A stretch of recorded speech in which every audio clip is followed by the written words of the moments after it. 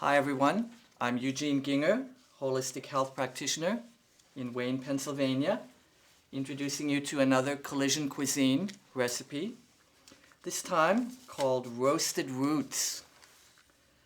Now there's a very ancient way of looking at food, and that is to consider how the food functions in nature, how it grows, what it looks like, and then superimposing that onto what does this food do in the body.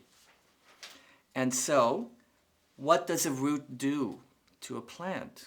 Well, first of all, it gives the plant its nourishment. It also grounds the plant, gives it stability and grounding. And so, this is what, in this field of thought called energetics of food, this is the value that's ascribed to roots. So we eat our root vegetables for grounding, keeping our feet on the ground. And also, roots are very, very good for fiber, very, very good for the colon. And so this is a real extravaganza recipe of all different sorts of roots. And this recipe can come out in a zillion different ways, depending on, let's say, the size of your yam. Or if you have a small yam and you want your dish to come out sweeter, you just add more yam. If you want a more pungent version, you do more rutabaga. So it can come out however you like it to come out.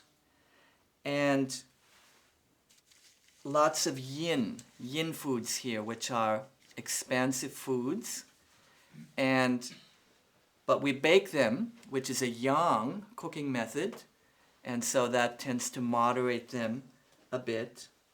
Now, there are a number of different ways that you can cook this recipe too. First of all, normally I do not recommend you to bake anything above 225 degrees for issues of losing nutrients or creating carcinogenic compounds in food. But you can do this recipe at that temperature. It will take you roughly 2 hours, in spite of what I wrote here on the recipes. 40 to 55 minutes is not enough at 225 degrees. There's the fast version of the recipe too. You can roast them at 375 degrees, and that will take you about 25 to 35 minutes. Now, normally, I don't recommend also cooking with olive oil. However, I broke the rules because the flavor of the olive oil is really perfect for this particular dish. And I've done it with coconut oil as well, and it just never tastes the same. So, the olive oil is a special indulgence.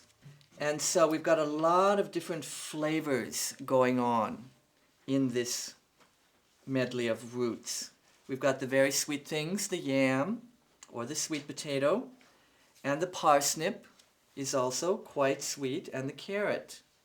And then we've got our more pungent things, the turnip, the rutabaga, the daikon, and the shallots give it a wonderful richness. And then the spices, the thyme, the sage, and the oregano, and salt and pepper according to however you like it. And so, again, Collision Cuisine, this is actually a classic macrobiotic dish. So, in this respect, I would eat it as a raw foodist at heart by eating it with a digestive enzyme supplement. Because this is the big thing about eating raw foods, is that the enzymes that are naturally in the food are still present, but when you cook anything over 118 degrees, all of the enzymes are destroyed. Now that doesn't mean it's bad or that your body can't deal with it, but it has to work harder. And so, I'm one of the only chefs that I know that actually serves a digestive enzyme pill with your meal. And so I'm eating this dish with the heart of a raw foodist. And so I hope you enjoy that concept and enjoy all these wonderful grounding vegetables with all the different flavors melding together and giving you a great fiber exposure for your colon. And here's the finished product.